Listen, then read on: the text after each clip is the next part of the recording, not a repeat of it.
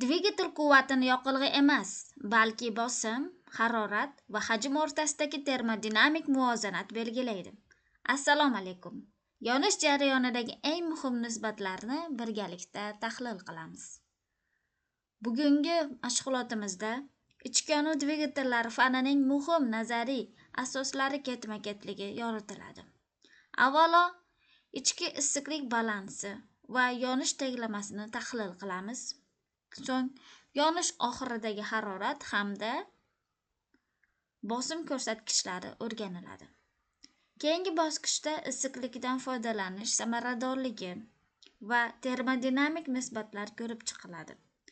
Ushbu reja dvigatel ichidagi murakkab kechadigan jarayonlarni bosqichma-bosqich tushunish va ularning amaliy ahamiyatini ochib berishga xizmat qiladi. Ushbu jarayonda hosil bo'lgan, ya'ni yonish jarayonida hosil bo'lgan issiqlik energiyasining taqsimlanishi ko'rsatilgan. Yoqilg'i havo aralashmasi yonishi natijasida issiqlik energiyasi paydo bo'ladi. Uning bir qismi Porschening harakatga keltirib, foydali ishga aylanadi. Boshqa qismi silindr ichidagi gazlarning ichki energiyasini oshiradi. Bir qismi dvigatel devorlari orqali yo'qoladi. Bu esa dissotsiatsiya keltirib chiqaradi, ya'ni kimyoviy jarayonlarga sarflanadi. Shuning uchun dvigatelda energiyaning hammasi ham foydali ishga aylanmaydi. Dvigatelning samaradorligi aynan foydali ish ulushini oshirish va yo'qotishlarni kamaytirishga bog'liq. Dvigatelda yonishda hosil bo'lgan issiqlik energiyasining qanday taqsimlanishini ko'rib o'tamiz. Qi umumiy issiqlik miqdori bo'lib, u foydali ish devorlarga yo'qotish, chiqindi gazlar bilan yo'qotish, dissotsiatsiya va boshqa yo'qotishlarga bo'linadi. Dvigatelda ajralgan energiyaning faqat 30-40% gina foydali ishga aylanadi. Qolgan qismi silindr devorlari, sovutish tizimi, chiqindi gazlar bilan yo'qotilishi va kimyoviy jarayonlar orqali yo'qoladi. Shuning uchun ichki issiqlik balansi dvigatel samaradorligini baholashda muhim ahamiyatga ega. Foydali ish koeffitsiyenti QL hamda Qi bilan formula orqali aniqlanadi va u dvigatelda energiyadan qanchalik samarali foydalanayotganligini ko'rsatadi. Bu yerda biz benzinli hamda dizel dvigatellari yonish jarayonini taqqoslanganligini ko'rishimiz mumkin. Chap tomonda uchqun bilan yonuvchi dvigatel ko'rsatilgan. Unda yoqilg'i sifatida benzin ishlatiladi. Benzinning formulasi, ya'ni uglerod hamda vodorod atomlaridan tashkil topgan yoqilg'idir. Bu dvigatelga yoqilg'i havo bilan oldindan aralashadi va sham uchquni yordamida yonadi. Yonish natijasida karbonat, angidrid, suv bug'i, azot va issiqlik hosil bo'ladi. 2 molekula benzin, ya'ni 25 molekula kislorod ikkalasi birgalikda reaksiyaga kirishadi. Natijada 16 molekula karbonat, angidrid, 18 molekula suv, ya'ni o'z-o'zidan alangalanadi.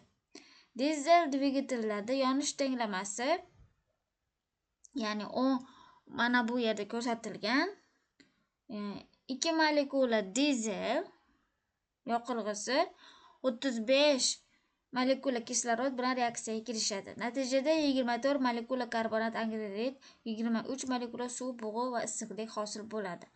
Yana bu yerda biz ko'rishimiz mumkin, ichki yonish dvigatelining termodinamik hisoblashda qo'llaniladigan asosiy parametrlarini ko'rishimiz mumkin.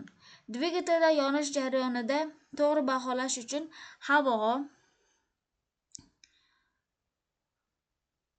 ya'ni yoqilg'i, harorat, bosim va yonish mahsulotlari alohida hisobga olinadi. Chap tomonda asosiy formulalar berilgan, ya'ni ideal gazlar tenglamasi, bosim, hajm, harorat bug'lanishi, issiqlik miqdori, foydali ish koeffitsiyenti. Bu parametrlar yordamida dvigatelda yonish jarayoni, energiya almashinuvi va foydali ish miqdorini ilmiy asosda hisoblashimiz mumkin. Ya'ni issiqlik sig'imi moddaning haroratini oshirish uchun qanchalik issiqlik kerakligini ko'rsatiladigan kattalik. Dvigatelda yonish jarayonida gazlar juda yuqori haroratgacha qiziydi. Shuning uchun ularning issiqlik sig'imini bilish termodinamik hisoblashda juda muhim hisoblanadi. Grafikimizda ikkita asosiy kattalik ko'rsatilgan. Bosim o'zgarmas bo'lganda, ya'ni issiqlik sig'imi, S esa hajm o'zgarmas bo'lganda issiqlik sig'imi. Gazlarda odatda bosim va hajm katta bo'ladi, chunki bosim o'zgarmas holatda gaz kengayishda ham energiya sarflaydi. Harorat oshgan sari gazlarning issiqlik sig'imi ham ortadi. Bu degani dvigatel ichida harorat ko'tarilganda gazlarning energiya yutish xususiyati ham kuchayadi. Bular bosim, hajm hisoblanadi.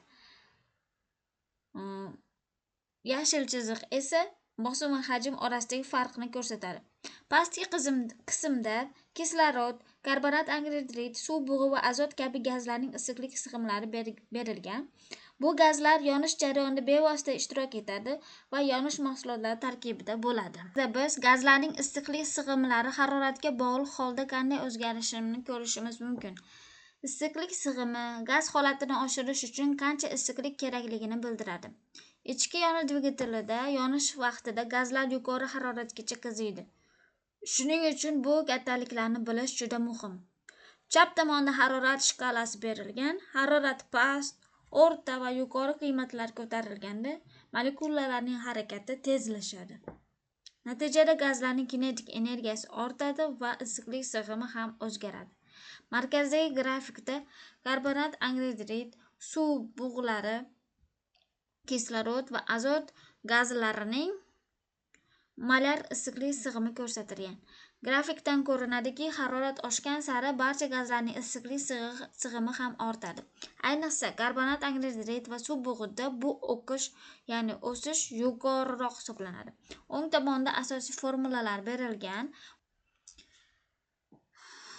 Bu yerda biz molekulyar o'zgarishi koeffitsiyentini ko'rishimiz mumkin. Bu koeffitsiyent yonishdan oldingi aralashma molekulyar massasi bilan yonishdan keyingi mahsulotlar molekulyar massasi orasidagi nisbatni ifodalaydi. Markazdagi formula shunday o'qiladi, ya'ni beta teng mz bo'lingan ms. Ya'ni molekulyar o'zgarish koeffitsiyenti yonish mahsulotlarining o'rtacha molekulyar massasining aralashmaning o'rtacha molekulyar massasiga nisbatidir. Pastda oddiy yonish jarayoni tasvirlangan. Metan gaz bilan reaksiyaga kirishadi. Natijada karbonat angidrid va suv bug'i hosil bo'ladi.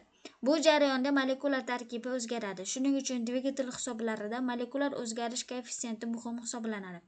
Bu koeffitsiyent yonish jarayonida gazlar tarkibi, bosim, harorat va hajm qanday o'zgarishi baholashga yordam beradi. Shuning uchun u ichki yonish dvigatellar termodinamik hisoblashlarida asosiy ko'rsatkichlardan biri hisoblanadi.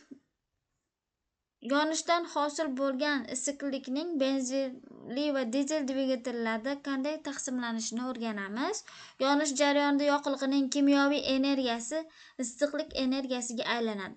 Bu issiqlikning bir qismi foydali ishga sarflanadi, qolgan qismi esa devorlariga chiqindi gazlari va dissotsiatsiya yo'qolishiga sabab bo'ladi. Chap tomonda 3 kunli, ya'ni benzin dvigateli tasvirlangan. Unda aralashma sham 3 kun orqali tez yonadi.